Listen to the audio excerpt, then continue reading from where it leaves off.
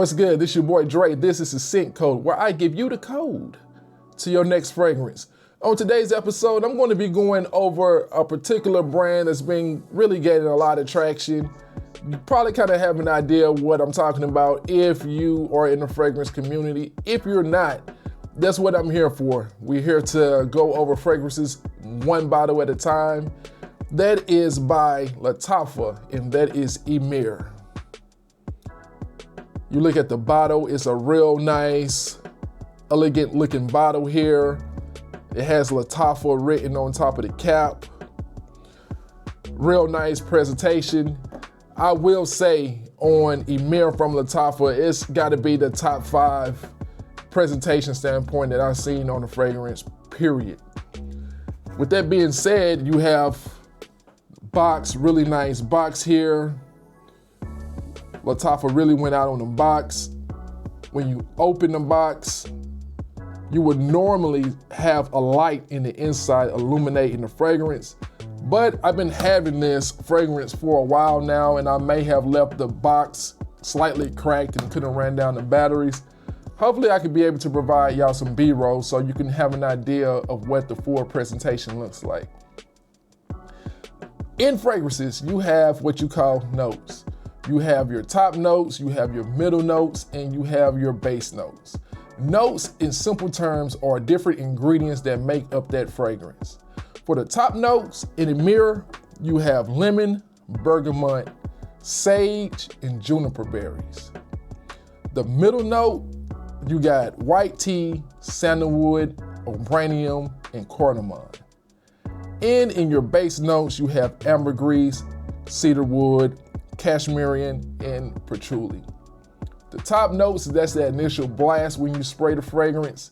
The middle notes, that's after the fragrance has been on your body for a few hours, and your base notes consist of the last tail end of the ingredients of what you would smell in that fragrance before the fragrance wear off. So with that being said, the presentation is nice, but you are here to see what this smells like. So with that being said, spray it, decent atomizer. I'm gonna be 100% with y'all. 100% with y'all.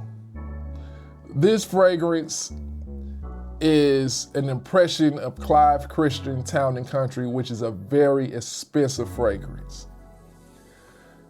Emeer, I sprayed it, I got it, and I did not like it. I'm here to give you my unbiased opinion. I'm really not a fan of this fragrance. I like Mason Francis Kurkdjian Baccarat 540. It kind of leans towards that. It's a unisex fragrance. This fragrance here it's just not my cup of tea. No pun intended. I know it has white tea in it. I tried to like this fragrance. I even let it macerate. When you get a fragrance and when you let it macerate, basically all you're doing is just spraying the fragrance and storing it in a dark place for like a week so that the different chemicals and the different compositions of that fragrance can blend together. I sprayed it initially. It was a little harsh to my nose, and I let it macerate for like 2 weeks. I sprayed Emeer on some paper in the studio, and I didn't think anything else of it. I come back a couple days later, I still smell something, and I'm like, what does this smell like? I really didn't like the smell. Come to find out, I remember I sprayed it on some paper, took the paper out, discarded the paper, and still smelled this in my studio. Not a fan of it. But with that being said, I don't think that Emeer is mass appealing, but I know that it has its audience.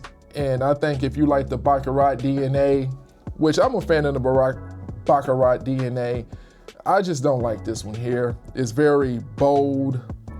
I smell on the opening, I smell lemon, I smell the sage and bergamot. Even though that's on the fresher end of things, it's still very dark and very potent.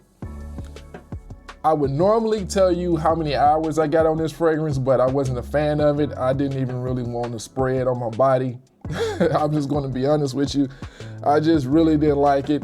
But I can say, one spray, you know, when it comes to fragrances, you usually want to do at least 3 or 4 sprays depending on what's in the fragrance, you know. Fresher fragrance, you might have to spray a little bit more than from fall, winter. Emeer is most definitely a fall, winter fragrance. Like, I'm probably being a little extreme when I say I wouldn't spray no more than 1 spray, but this stuff is extremely potent. I feel like if you're sick, if you got a stuffy nose, if you spray it, I feel like it's gonna open your sinuses up. But with that being said, I know this fragrance has an audience for someone. If you like darker fragrances, if you're not afraid of spraying a fragrance on that's on the darker side. And this is a unisex fragrance. It's for male and female. If you're a fan of darker scents, I think you're gonna like this one. For my nose, it's not for me. You can pick this fragrance up for around $37 to $40. That's it for today's episode on the Scent Code. Please don't forget to like, comment, and subscribe. I'll see you on the next one.